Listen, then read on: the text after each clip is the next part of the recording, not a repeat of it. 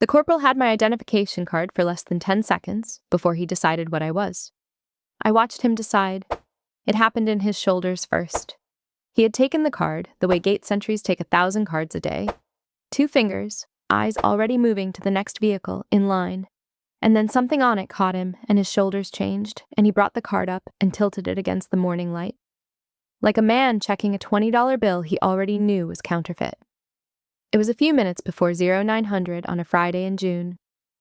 I was sitting in the visitor lane of the main gate in a rented gray sedan with the windows down, because the booth speaker was broken and the corporal had told the car ahead of me to roll their windows down. I had a printed invitation on the passenger seat with my brother's name on it. I was wearing a blue dress I had ironed the night before in a motel room and flat shoes, because the ceremony would be on a parade deck and heels sink into the seams between the concrete slabs. I had thought about everything that morning except the card. The corporal's name tape said Pruitt. He was 22, maybe 23, with a sunburn line across the back of his neck and the particular confidence of a young man who has been given a little bit of authority and a slow morning. Behind him, leaning in the doorway of the booth, a lance corporal was grinning at something on his phone. His tape said, Boggs. Corporal Pruitt tilted my card one more time, and then he looked at me, and he smiled. You lost, sweetheart. I have been asked versions of that question my whole life. In classrooms, in briefing rooms, in a tent in a country I'm not allowed to name, by men of every rank and a few women too. There is a correct answer to it, and the correct answer is nothing, so I said nothing. I kept both hands on the wheel where he could see them. This says Department of Defense, he said, turning the card so I could see my own face on it, as if the problem were mine. But it's not a CAC like any CAC I've ever issued a pass off of. The category's wrong. The color band's wrong. He looked over his shoulder at the lance corporal, who pushed himself off the doorway and came over with the phone still in his hand. Boggs, you ever seen one of these? Boggs looked. Boggs shrugged. Boggs did not put the phone away. I noticed that the camera lens was facing me and that he held the phone at the slightly wrong angle a person holds a phone when they want you to think they are just holding it. Ma'am, where'd you get this card? Pruitt asked. The ma'am had air quotes around it. He had raised his voice a little, enough to carry to the cars behind me, and I understood that I had become the morning's entertainment. It was issued to me, I said. Issued to you? He laughed, not unkindly, which somehow made it worse. Okay, you know what stolen valor is. Stolen valor's a crime, you know. People buy these online. Fake vet cards, fake retiree cards. We had a guy last month with a whole fake Bronze Star certificate in his glove box. He tapped my card against his knuckles. You don't have a sticker. You're not in the visitor system. The name on this invitation doesn't match the name on the card because the invitation says Captain Kessler, and unless you're Captain Kessler, sweetheart, somebody's lost. Captain Kessler is my brother, I said. It is his change of command. I am on the family list. There's no family list at my gate. There's the system, and you're not in it. He was wrong about that. I was in a system. I was in a system he did not have a terminal for, and there was no way on earth to tell him so. And that is the exact shape of the corner my life had been built in for 11 years. I looked straight ahead through the windshield at the overhang of the gate, at the painted sign welcoming me to a base my father had walked onto in 1978 as a private. And I breathed the way I had been taught to breathe a long time ago, low and slow and boring. A horn sounded somewhere behind me. Pruitt stepped back and waved the next car into the other lane, with my card still in his hand. A little flourish, a magician mid-trick. Boggs had given up pretending. The phone was up at chest height now, level and steady, and he was laughing at whatever his screen showed him, which was me. Tell you what, Pruitt said, coming back to my window. You can turn this thing around, head back to the visitor center, and they can sort you out. Or you can keep telling me this card's real, and I can have you detained and let PMO sort you out. Those are the options, sweetheart. There is a third option, I said. Yeah? What's that? Scan it. He looked at me for a second. Something about the way I said it irritated him. I had not raised my voice. I think that was the problem. People who are bluffing raise their voices, and I had not. And somewhere under the sunburn and the boredom, a small alarm was trying to ring, and he did not like the sound of it. Gladly, he said. He walked to the booth with my card. He said something to Boggs I could not hear, and Boggs laughed and turned the phone to follow him. Getting all of it, the whole show, the corporal swaggering to the scanner to put the fake lady out of her misery. Pruitt swiped the card with a snap of his wrist, theatrical, and turned back toward my car with his mouth already open to deliver the punchline. The scanner gave a tone I knew and he did not. It was not the flat error buzz the machine gives a bad card. It was 3 short tones, ascending, and then the screen locked, and whatever it showed him, it was not the word fake. From where I sat, I could see only the change in his posture. The same shoulders that had decided what I was 90 seconds earlier, deciding something very different now. All at once, with interest. Inside the booth, a telephone began to ring. A landline, old and loud. Boggs lowered the phone. "What's it say?" he asked. His voice had gotten younger. Pruitt did not answer him. Pruitt was reading the screen a second time. I watched the color leave his face in the orderly way. Color leaves a face. Forehead first, then the cheeks, then the mouth, until the sunburn on his neck looked painted on. The telephone kept ringing. Neither of them moved to answer it, so it rang, and somewhere beyond the gate I heard engines. 2 military police vehicles came around the curve of the access road with their light bars on, and no sirens, moving fast and then very deliberately not fast, the way professionals arrive. They split as they reached the gate, one stopping ahead of my car at an angle, one sliding in behind the booth. Doors opened. A sergeant stepped out of the lead vehicle, took off his sunglasses, and looked at the whole scene once, the way you read a room you have already been briefed on. Boggs put his phone behind his back, which is the universal posture of a man who has just realized the phone is evidence. Pruitt stood holding my identification card in both hands now, carefully, the way you hold something that has started ticking, and he looked at the military police sergeant, and he managed to say, "Sergeant, I was just..." The sergeant walked past him. He came to my window, and he stood at a respectful distance, and the morning got very quiet. They had not come for me. I should tell you who was sitting in that rented sedan, but the truth is that for 11 years there had been 2 answers to that question, and only one of them had ever been allowed out of the building. The answer the world got was this: Audra Kessler, Lieutenant Colonel, United States Marine Corps. Commissioned in 2005 out of a state school nobody brags about. A tour as an intelligence officer, a second tour, and then a long gray smear of assignments with names like Joint Staff Liaison and Plans and Integration and Special Project Cell, the kind of billets that make other Marines' eyes slide off your record like rain off glass. No command, no combat action ribbon anyone could explain. A career that looked from the outside like a slow leak. My own family had stopped asking around 2016. There is a specific kindness people extend to a relative they have decided is unremarkable. A gentleness around the topic of your work, the way you would steer a conversation around a divorce. My brother got the questions at family dinners. I got asked about my flight. The answer the world did not get was shorter. I worked in a building with no sign on it, on a program with no name, and the thinner my record looked, the better I had done my job. I had spent the night before the ceremony in a motel 11 minutes from the gate, the kind with a metal railing along the second floor and an iron that has to be checked out from the front desk. I ironed the blue dress on a towel on the bed.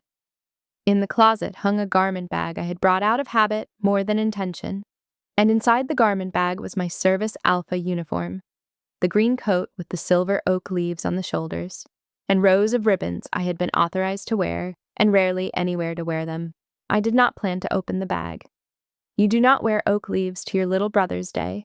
You sit in the family row in a blue dress and you clap, and afterward, when his Marines ask who you are, you say, "I'm his sister," and you let the conversation go wherever conversations go when people decide you are nobody.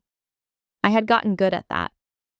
I had been trained for harder things than being underestimated at a reception, though I will tell you, not many. There was a text on my phone from a week earlier. It was from Ethan, sent to the family group chat, our mother and our aunt and me. Ceremony details, parking instructions, the time, the building. Below it, our aunt had replied with 3 flag emojis. I had typed and deleted 4 different replies before sending the one word, "There." He had not texted me directly. I want to be fair to my brother because this story is hard on him and he is not a villain in it. He had not texted me directly in a long time, and if you had asked him why, he would have had to think about it, and the honest answer underneath the other answers would have been that I made him feel strange. that something about my life did not add up, and families can forgive almost anything except a sum that will not resolve. That night, in the motel mirror, I practiced saying, "I'm so proud of you."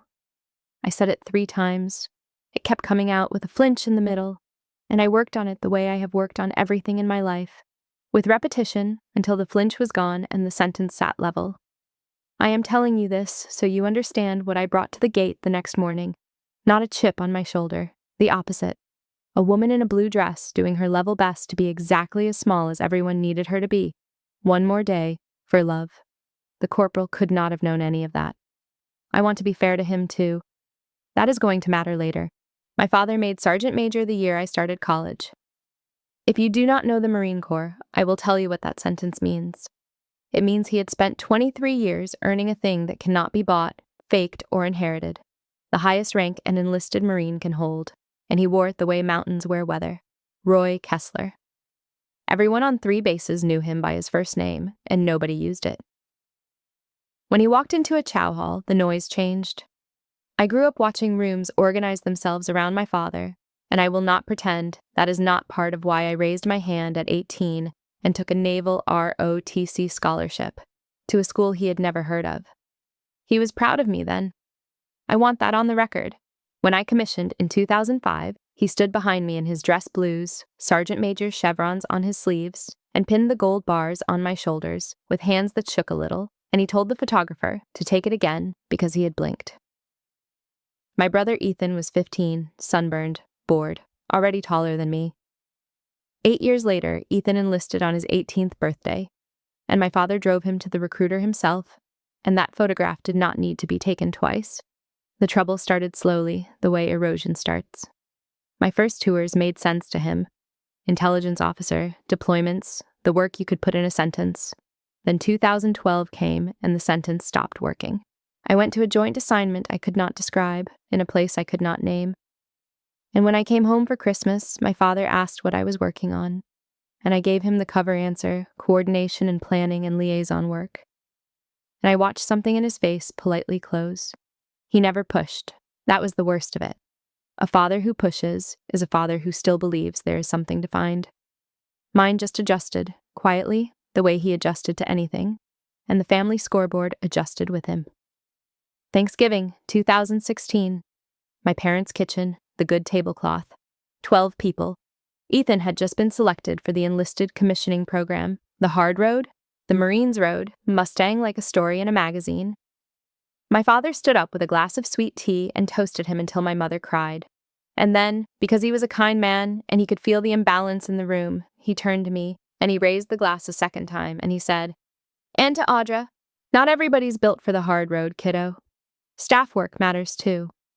He meant it gently. Every person at that table heard it gently. I raised my glass and drank to my own dismissal, and I'm going to tell you something now that I have never said out loud. 13 months before that toast, I had been read into a program whose existence is itself classified. 8 months before that toast, I had spent 4 days awake running an operation that I will spend the rest of my life not describing, at the end of which 11 Americans came home who were not coming home any other way. There is a citation about it, in a safe in a building with no sign. It has my name on it. Fewer than 40 living people have read it. Not everybody's built for the hard road, kiddo. I raised my glass. I drank. I asked my mother if she needed help with the pies. You build a life out of moments like that, one on top of another until the silence is a structure. In 2019, my father got the diagnosis, and it went the way it goes, fast and then slow and then fast. Near the end, in the hospice, in the smallest voice I ever heard him use, he asked me whether I ever regretted settling. That was his word, settling. I had options in that room. People think classified means you cannot say anything, but there are things you can say. You can say, "Dad, there's more to it than I can tell you." You can say, "Dad, trust me, just once." Blind. I had rehearsed versions of it on the drive over. All those years of discipline straining against one dying man's incorrect arithmetic. And I looked at him, at the yellow in his eyes and the fear he was working so hard to keep off his face, and I understood that what he needed in that room was not the truth about me. What he needed was to believe the world was simple, that the hard road was the road he and Ethan had walked, that his sacrifices and his son's sacrifices sat at the top of the only ledger there was. The truth would not have lifted him. It would only have handed a dying man a mystery and a regret and a closed door he had been knocking on for years without knowing it. So I said, "No, Dad, I'm happy. I've had a good career." I let my father die thinking less of me. It was the kindest thing I have ever done, and it cost the most, and I would do it again. And you should know that the woman in the rented sedan at the gate had already paid bills the corporal could not imagine, and had never once paid them out loud. After the funeral, the family redistributed itself the way families do around a missing center. Ethan became the keeper of the legacy. He commissioned, made captain, collected our father's friends, had every promotion like inherited furniture, and the story of me hardened into its final shape. At a barbecue in his backyard in 2024, I stood holding a paper plate while he introduced me to the wives of his Marines, and he put his hand on my shoulder, warm, easy, fond, and he said, "This is my sister Audra. She does admin stuff for the Corps. Admin stuff, not cruel, worse than cruel, settled. A fact so established, it had stopped being interesting." On the wall inside his house, there was a photograph arrangement, my father in dress blues, Ethan in dress blues, and between them, a picture of me at somebody's graduation, in a cardigan. That is the wall I drove past the gate to go clap in front of. I want you to hold that wall in your mind because everything that happened afterward happened to it. The military police sergeant at my window said, "Ma'am, are you injured? Do you need anything?" I said I was fine. He nodded once and turned around, and what happened next happened the way weather happens, around me and to other people. He relieved Corporal Pruitt of his post, not loudly. He stepped close and said words I mostly could not hear, and I watched the corporal hand over my identification card with both hands like surrendering a weapon, and then stand there, opening and closing his mouth, while a second military policeman walked Lance Corporal Boggs to the booth wall and held out an evidence bag, and Boggs looked at the bag and looked at his phone and put the phone in the bag with the exact expression of a man lowering his own career into a small plastic coffin. A staff car arrived 4 minutes later. The woman who got out wore the rank of major and the expression of someone whose morning had detonated, and she introduced herself as Major Elise Tanaka, Provost Marshal. She had my card in her hand. She had clearly read the screen in the booth herself because she held the card out to me with a precise, careful courtesy that I recognized, because people in my world use it on each other all day. "Ma'am, on behalf of the Provost Marshal's office, I apologize," she said. "The flag on your category requires us to respond to any detention or escalation involving your credentials. We will drive you wherever you need to go on this installation, at your convenience." "That's not necessary, Major." "It's required, ma'am," she said, and then, lower, human for a second. "I'm sorry, he's a kid. It's not an excuse, but he's a kid." I looked past her at Pruitt, who was standing where the sergeant had parked him, ramrod straight, staring at nothing, the sunburn, the only color left on him. He had heard the word "ma'am" leave the major's mouth in my direction 4 times in 1 minute, and every one of them had landed on him like weather on a bad roof. Here's what the flag was, in the only terms I can use. The billet I held came with credible, specific concerns attached to it, and so my identification carried a protective category, and any scan of that category anywhere in the world rang a telephone somewhere, and the people whose job it was to answer that telephone did not have a sense of humor. That is all, and it is enough, and Corporal Pruitt's scanner had just taught him more about my career in one tone than my family had learned in 11 years. At the Provost Marshal's office, I drank bad coffee and gave a 5-minute statement that said almost nothing, because almost nothing was what I was allowed to say. Major Tanaka took it herself. At the end, she clicked her pen and looked at the wall for a moment. "Ma'am, you should know before you hear it somewhere else," she said. The Lance Corporal was recording. He sent a portion of the video to a group chat before we secured the phone. "We're working on it, but you know how that goes." "How long is the portion?" "About 15 seconds. The accusation, She consulted her own memory and chose accuracy over comfort. "The stolen valor portion. 15 seconds. The accusation, but not the scanner. The charge, but not the verdict. Of course, the clip that travels is never the whole arc, only the wound." "Where did it go?" a barracks chat, and from there we believed 2 more. One of them, and here she paused for the first time, appears to include members of Kilo Company. Your brother's new command, ma'am. I'm sorry, the timing is unfortunate. I want to teach you a phrase from my world. Unfortunate timing means the worst possible thing at the worst possible moment, spoken by professionals. The ceremony was at 10:00. They drove me to the parade deck, despite my objections, a marked vehicle with a silent light bar, which meant that I arrived at my little brother's change of command the way a problem arrives. I slipped into the family row late, between my mother and my aunt, and I felt the rows behind us shift, that soft, tidal motion of attention. Phones angled with the casual wrongness I had already seen once that morning, and a whisper moving along the bleachers at the speed of a struck match. That's her, the gate lady, stolen valor. My mother squeezed my hand and asked if I had gotten lost coming in, because the gate, she heard, had some kind of incident this morning. Something like that, I said. Out on the deck, the companies stood in formation, and the colors moved, and the band played, and Captain Ethan Kessler took command of a rifle company with our father's posture and our father's jaw.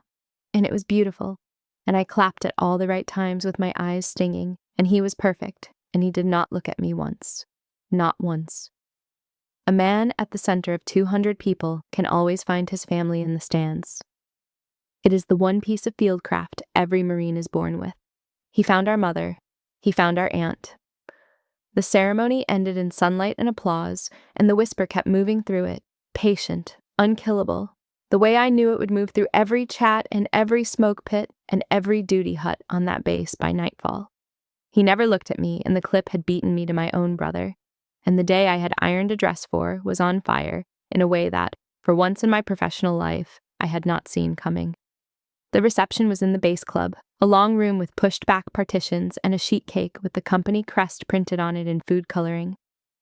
I stood near a window with a plastic cup of lemonade and watched my brother work the room the way our father used to, a hand on every shoulder, a name for every spouse, and I watched the room work around me, a polite vacancy about 6 feet across that traveled wherever I traveled. He came over at last between handshakes, smiling for the room with his jaw set for me. He steered us toward the window with a hand that did not quite touch my back, and he kept his voice at reception pitch, warm and low and furious. Whatever that was at the gate, he said, it followed me into my own ceremony. My ceremony, Audra. I've got staff NCOs I haven't met yet, asking my gunny about my sister, the stolen valor lady. My first day of command. That's the first thing my Marines know about me. Ethan. Why is it always weird with you? He said it tiredly, which hurt more than heat would have. Every time. There's always some fog around you. Something nobody can ask about. You couldn't just be normal for one day. Sit in the stands, eat the cake, be my sister. One day. I had a sentence ready. It was the sentence I had practiced in the mirror. I am so proud of you. I had sanded the flinch out of it and everything. What I said was, the cake looks good. He looked at me for a long moment, and in his face I saw the thing that frightened me more than the clip, more than the whisper, which was relief. The incident had not contradicted his story of me. It had confirmed it. The sister who does not add up had publicly failed to add up in front of his whole command, and the math of his entire childhood had balanced. He shook his head, the smallest motion, and went back to his Marines. My mother drove home with my aunt. I went back to the motel, and the day got worse with the efficiency I associate with operations that have begun to fail in a coordinated way. At 1740, my program security officer called. News travels fast in a small world, and a protective flag trip travels faster. He was a calm man whose entire job was making sure people like me stayed boring, and he was very good at it, and he laid the policy out like silverware. There would be an inquiry, almost certainly non-judicial punishment proceedings for the corporal, possibly more for the lance corporal. I would be contacted for a statement. I would decline. I would not appear, not in person, not in writing, not in uniform, and most certainly not in any proceeding with a transcript. The program does not exist in a hearing room, he said. You know this. The flag response is already more exposure than we budget for a year. We need this to be a story about a rude kid and a glitchy scanner, and then we need it to be no story at all. And the corporal? What about him? Without context, the command is going to weight everything on him. The accusation, the escalation, my detention, the flag response, the viral clip. He'll carry all of it. There was a pause on the line, not a cruel one. He had been doing this longer than me. "Colonel," he said, "everyone in this lash-up gives up something. You gave up being known. The kid at the gate is going to give up a clean record. The program keeps people breathing. I am sorry about the kid, and I need your silence, and you know the order those come in." Everyone wanted my silence. That is what I wrote in the motel notepad that evening, an old habit structuring the problem. My security officer wanted it for the program. My brother wanted it because my silence was the version of me he knew how to live with. Even the system wanted it in its way because the system had a clean, simple story already loaded. Rude corporal, innocent civilian, and my silence would let the story run. At 20:30, Major Tanaka called my cell, apologizing for the hour. Procedure required her to inform me of the proceeding schedule as the affected party. And then, carefully, in the tone of a person walking to the edge of what her lane allowed, she told me the rest. "The corporal's 22, ma'am. He's got a spotless record up to today, a fiancé in town, and a staff sergeant who says he's the best gate NCO he's got, just young and mouthy. The command climate right now, after the clip, with the visibility." She let the sentence finish itself. "The lance corporal's looking at worse, and he's earned his share, the filming alone. But Pruitt. Ma'am, the way it's loading up, Pruitt's going to wear the whole morning. Reduction, maybe processing out. For being rude to the wrong person, fundamentally. And the thing is, nobody in that room is going to know she was the wrong person. Or why, so it'll just look like the sky fell on him at random. That's bad for him, and it's bad for every Marine at every gate who hears about it, because the lesson they'll take is that scanning a weird card summons a career-ending lightning bolt. And the actual lesson, the one we need, check the card, trust the system, skip the cruelty, that lesson dies in the dark." She stopped, conscious of having said more than her lane. "Thank you, Major," I said. That was a clear picture. After she hung up, I sat on the end of the motel bed and watched the clip. It had reached the wider internet by then, the way water reaches a basement. 15 seconds, the corporal's voice, tinny and bright. "You lost, sweetheart. Stolen valor's a crime, you know." My own face through the windshield, perfectly calm, and I understood for the first time how that calm read to strangers. It read as caught. The comments said what comments say. Somebody had found my name. Somebody else had found my thin gray public record, the staff tours, the nothing, and posted it as proof. Look at this career. 20 years of admin. And she's got some special card, fake as it gets. My record, my beautiful, boring record, 11 years of deliberate gray, working exactly as designed in exactly the wrong direction. I turned the phone face down. In the closet, the garment bag hung where I had left it. And I looked at it the way you look at a phone that has not rung yet. I have made decisions under mortar fire, in moving vehicles, on encrypted calls with 4 time zones arguing in my ear. The decision I am about to describe I made at 0200 in a motel room with a towel still spread on the bed from the ironing, and it was the slowest one of my life, and I want to walk you through it slowly because the speed is the point. The garment bag was open. I had opened it around midnight, not to dress, just to look. The service alpha coat, green wool, silver oak leaves, and the ribbons. 4 rows.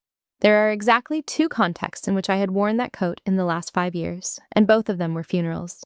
Here's what the coat meant, hanging in a motel closet in a base town at 0200. It meant a door I was allowed to open a crack, at a price. I want to be precise about the price because stories like mine usually lie right here. The price was not death, and it was not prison. The price was the billet.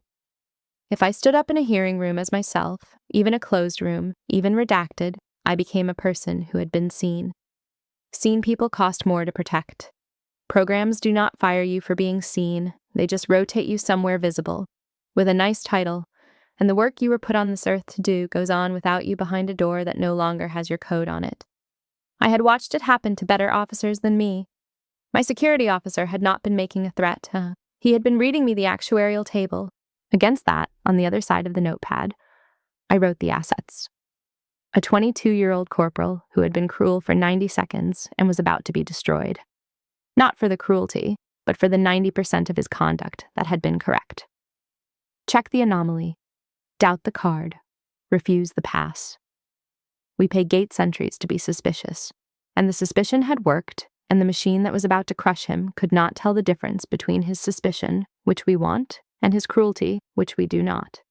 Because the only witness who could draw that line was under orders to stay home. And under the assets, lower on the page, in smaller handwriting, I wrote the other thing, the thing that was mine. 11 years of silence had kept a lot of people alive. I believed that. I believe it now. But somewhere in the middle of those years, the silence had stopped being only operational. It had crept home. It had sat at the Thanksgiving table.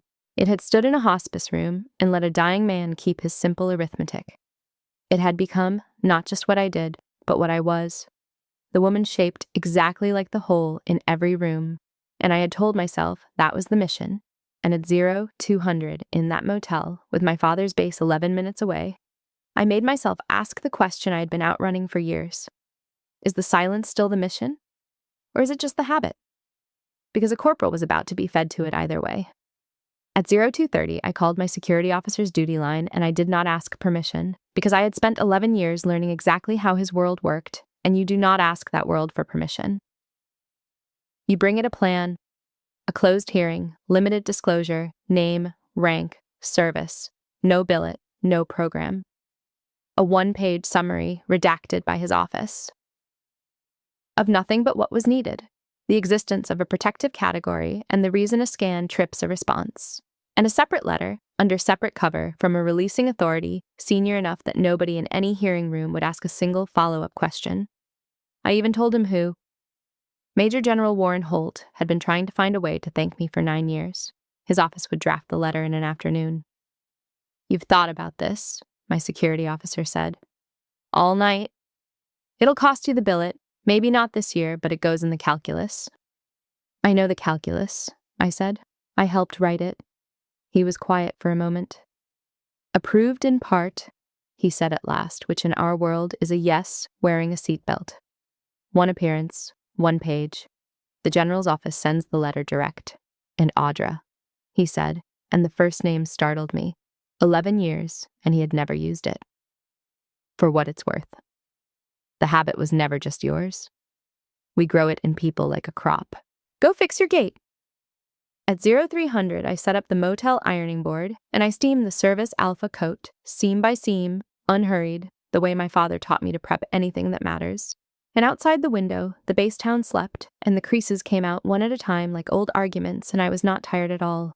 The hearing was held 9 days later in a battalion conference room with the blinds drawn, a closed proceeding, attendance controlled by a list that Major Tanaka had personally walked to the battalion commander. I know what the room expected because Tanaka told me afterward. They expected no victim at all. The affected party had declined to make a statement. That was the word that had gone around, and so the proceeding had arranged itself as a simple machine. The clip, the witness statements from the cars behind me, the flag response logs, with the classified portions blacked out like piano keys. Corporal Dustin Pruitt, standing at the long table's end in his service uniform, ready to be processed by a morning he still did not understand. I arrived at 0958. I want to describe the next 30 seconds carefully, not because I am proud of them, but because they are the reason this channel exists, and I owe you the truth about what they felt like. I walked in wearing Service Alphas, green coat, silver oak leaves, 4 rows of ribbons, and on the top row, decorations that exist in a strange daylight, real, listed in my record, wearable, and utterly unexplainable. Awards whose citations live in safes. A sergeant major can read ribbons the way you read a sentence. So can a battalion commander. I watched the presiding officer's eyes go to the top row and stop and read it twice, the way Pruitt had read his scanner. The room stood. That is custom, an officer entering, nothing more. But there is standing, and there is standing, and the room came up out of its chairs with the particular suddenness of people recalibrating in real time. And at the end of the table, Corporal Pruitt turned and saw me, and I watched him recognize my face out of the context it had been filed under. The lost lady, the fake, the sweetheart, and the recognition went through him like current. He did not gasp. To his credit, forever, he did not gasp. He locked up to attention so hard I heard his heels meet. The presiding officer said, "Ma'am, The proceeding was informed you had declined to appear. I reconsidered, I said. With command's permission, I have a statement and 2 documents. The documents went down the table. The first was the 1-page summary, redacted to gray lace, that established only this: that my credentials were genuine, that they carried a protective category attached to assignments I had held, that the category exists for reasons of personal security, and that any scan of it generates a mandatory response, and that nothing about the response was the corporal's doing, and nothing about the category will be further described in this or any proceeding. The second document was a letter. The presiding officer opened it, read the letterhead, and sat up by a degree I could measure. The instruction on the cover sheet asked that it be read aloud. He read it aloud. From the office of Major General Warren Holt, United States Marine Corps, to the presiding officer. Sir, I am informed that a proceeding before you concerns the conduct of a sentry toward an officer whose identity I am in a position to confirm and whose service I am in a rare position to describe. In March of 2017, the officer before you planned and directed the recovery of 11 Americans, myself among them, from a circumstance I am not permitted to name, in a place I am not permitted to name, by methods I am not permitted to name. I am permitted to say this. I have worn this uniform for 34 years, and I have never owed more to a single officer's competence, and I have spent 9 years wishing I could thank her somewhere louder than a vault. I did not expect a corporal at a gate to give me the opportunity. I asked the proceeding to weigh her words as it would weigh mine. Signed, Holt. The room was very quiet. There is a kind of quiet I have only ever heard around classified subjects, a quiet with pressure behind it, every person present privately revising a story they had walked in certain of. Pruitt stood inside that quiet like a man standing in surf, getting hit by it in waves. The clip, the gutter accusation. Sweetheart. I watched the words come back to him, one at a time, each one arriving with its new price tag. And this is the part of the story where I am supposed to have enjoyed it, and I want to tell you the truth. There was a taste of it, 2 seconds of something hot and sweet at the back of the throat. 11 years of rooms like Thanksgiving paying out all at once through one pale corporal. It lasted 2 seconds, then it curdled, the way it always curdles if there is anything left of you, because he was 22, and he was somebody's fiancé, and he was standing where the silence I had grown for 11 years had finally collapsed on a person, and the person was not even the right one. The presiding officer asked for my statement. 3 minutes, no notes. I had structured it at 0200 days before, and I delivered it the way I deliver assessments, conclusions first. Sir, I am here to ask for leniency for Corporal Pruitt, and I want to be precise about why. On the morning in question, the corporal did most of his job correctly. He encountered a credential he had never seen. He doubted it. He declined to wave it through. We pay him for that doubt, sir. We post him at that gate precisely so that a card that does not look right does not get in on charm. The day a sentry stops doubting strange cards because the last strange card turned out to outrank him, this base is less safe, and whatever this proceeding decides will be taught at every gate in the Marine Corps within a month. I would ask it to teach doubt and verification and the scanner. The corporal ran the card. That is the system working. What the system does not require, sir, is the rest of it. The performance for the line of cars, the accusation of a crime, by name, at volume, the word sweetheart, twice. A United States Marine does not need cruelty to do his job at a gate, and the difference between suspicion and contempt is the entire difference, and he is young enough to learn it permanently if this proceeding lets him stay in the Marine Corps long enough to learn it. The corporal was rude to a stranger. He was not wrong to doubt the card. The doubt is the system working. The cruelty is the only thing I ask you to fix. That is my whole statement, sir. The presiding officer looked at Pruitt for a long moment and asked him if he had anything to say to the affected party. Corporal Pruitt turned to me. His mouth opened, and I watched him reach for it. Ma'am. I am sorry, ma'am, I did not know. Every sentence he tried, collapsing under the weight of what the room now knew. And the silence stretched, 5 seconds, 8, until it was its own event. He could not manage a sentence. So he did the only thing his body had left. He came to attention and saluted me. Indoors, uncovered, wrong by every custom in the book, and the most correct thing I have ever seen a Marine do. He held it too long, the way you hold onto a railing, and his hand was shaking at the fingertips, and I stood, and returned it, and the proceeding was, for all purposes that ever mattered to me, over. The official outcomes, since you will want them. Corporal Pruitt received non-judicial punishment, restriction, and extra duty, with reduction in rank suspended, held over his head and never executed, contingent on completing remedial training that Major Tanaka built personally, a gate procedures package that, I am told, now includes a block of instruction informally titled, Verify Before You Narrate. He kept his rank. He kept his career. The letter in his record will follow him for years, and it should. Both things are true, and the day we cannot hold two true things at once is the day proceedings stop being worth the rooms they are held in. Lance Corporal Boggs was charged separately for the recording and for transmitting footage taken at a security checkpoint, which is its own offense with its own teeth, and the teeth caught. He took the harder hit, and I have been asked whether that troubles me, the one who only laughed and filmed faring worse than the one who spoke. It does not. Pruitt was cruel to my face, inside a job he was otherwise doing. Boggs packaged the cruelty and shipped it to the world for entertainment, on duty, in uniform, from inside a guard booth. The Marine Corps and I are in full agreement about that ordering. The clip itself died the strange modern double death. Taken down, struck from the chats, formally unkillable anyway, living on in screen recordings and reposts, and simultaneously, completely transformed. Because the rest of the story had leaked too, as the rest of the story does. Not the classified parts. The shape. Within a week, the same forums that had posted my gray record as proof of fraud were posting it again, with arrows, as proof of something else. 11 years of nothing, right there in the open. Look at it. That is what a cover looks like, and strangers on the internet apologized to a woman they had never met with the same confidence they had condemned her. I read almost none of it. The lesson of the clip was never about me. The lesson was that 15 seconds is not a story, and the internet will hand you the wound and call it the arc, and nothing I write here will fix that. And I am writing it anyway. And one transcript, redacted to lace but legible in its bones, went where transcripts of closed proceedings affecting a company, commander's family, inevitably go. Up his chain, with a courtesy copy to the captain himself. Tanaka told me about it afterward because she had walked it over.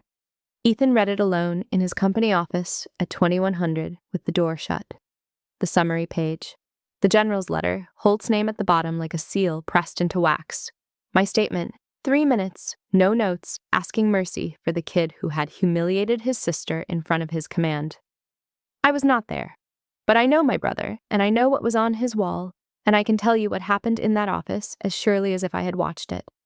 Every family dinner for 15 years resorted itself in his head, one at a time, the way a man recounts money he was sure of.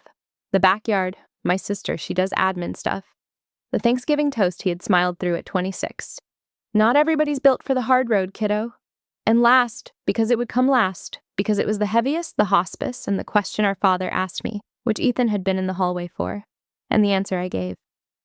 He called our mother that night. He did not call me for 11 more days. I understood that completely.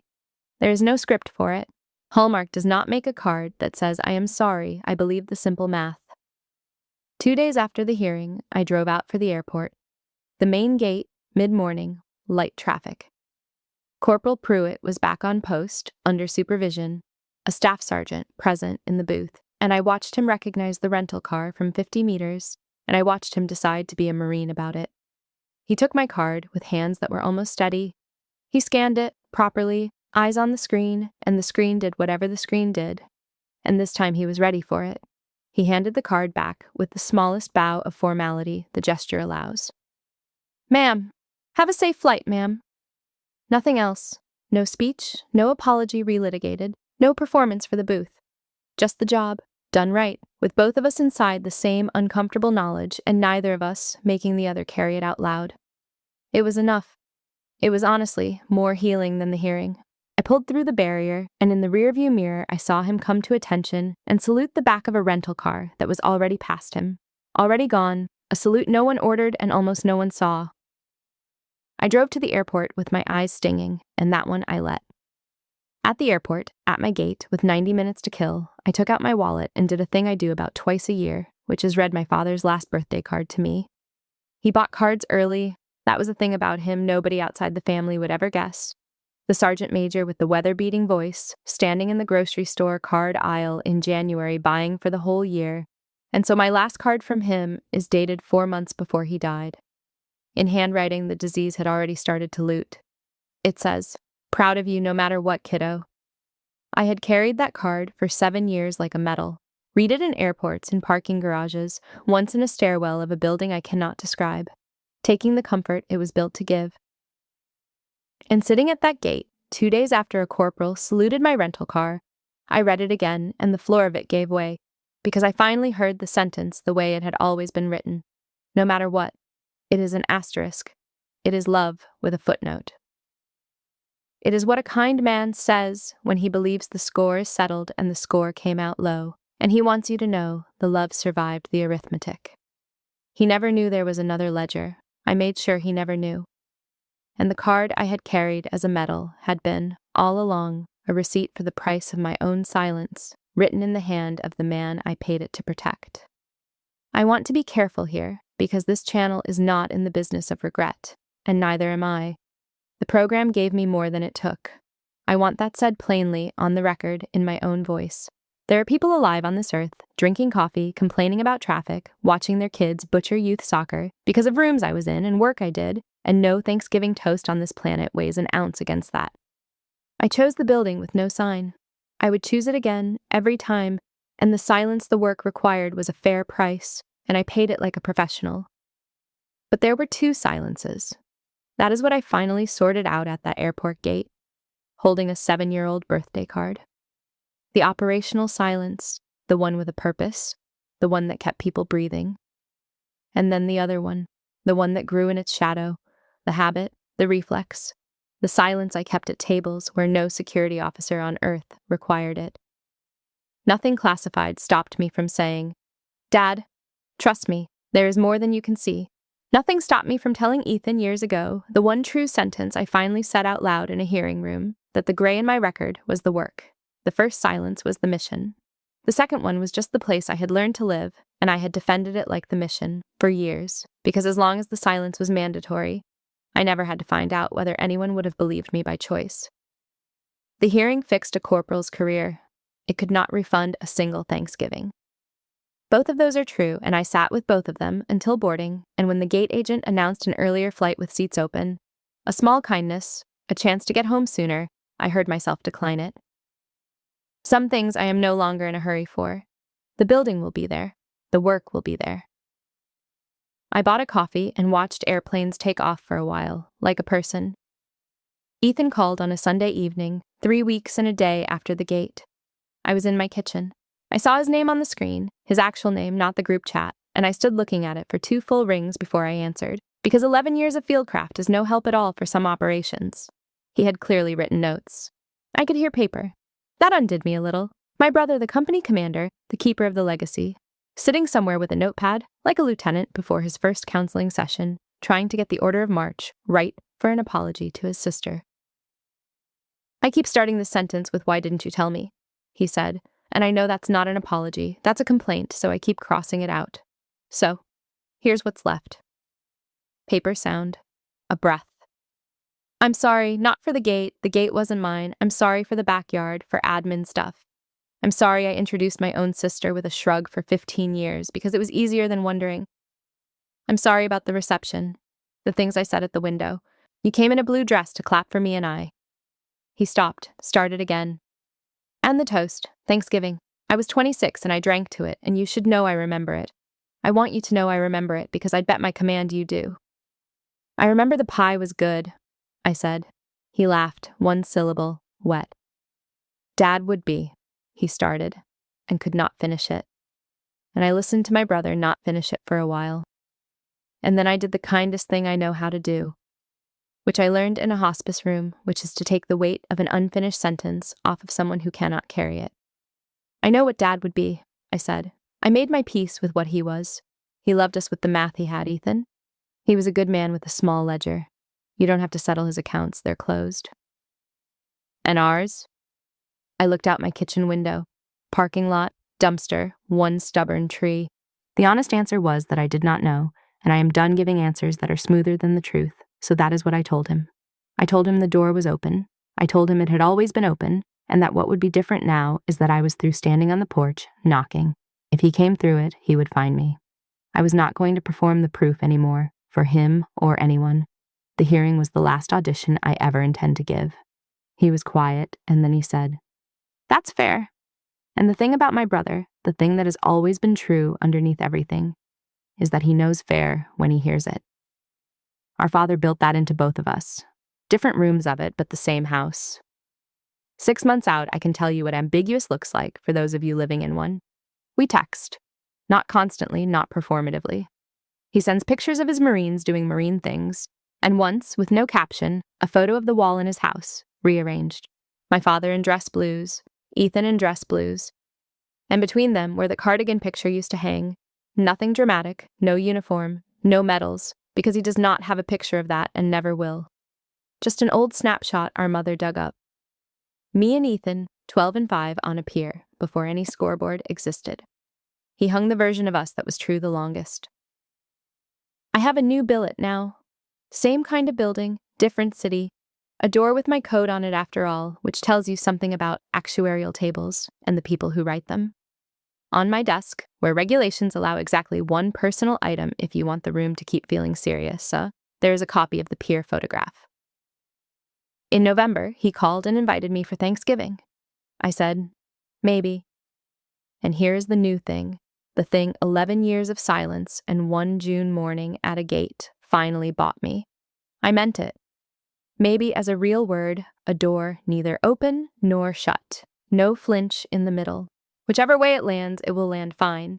He heard that in it, I think, because he laughed and said, maybe's good, maybe's progress. Odd. It is, you know. It really is. Let me step out of the story now, because if you have stayed with me this long, some part of this was probably never about me. Some of you are the unbelieved one, the one whose work cannot be explained at the table, or whose work nobody bothered to ask about. The one whose worth lives somewhere the family scoreboard cannot see.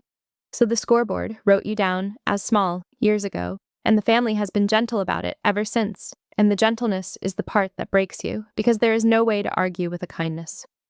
Here's the one truth that June morning left me with, and I will give it to you straight, the way the Corps gives things. Being underestimated by people who love you is its own kind of cover story, and you get to decide when the mission is over. You do not owe anyone the proof. Not the toast, not the transcript, not the general's letter, not the hearing room moment with the room standing up. Most of you will never get one, because life does not staff that operation, and I need you to hear that the proof was never the point. The corporal did not change what I was. The letter did not change what I was. I was the same officer in the blue dress and in the alphas, in the gutter accusation and in the salute. And you are the same person at the table where they shrug you off and in the room where you are. The whole reason the lights are on. You owe yourself the peace. That is the entire debt, and it is payable any day you decide, with no one's permission, in any kitchen, on any porch, where you finally stop knocking. The corporal at the gate asked if I was lost. I have never once been lost. Some of us are just somewhere you can't see. Take care of yourselves. And if nobody has said it to you lately, I believe you.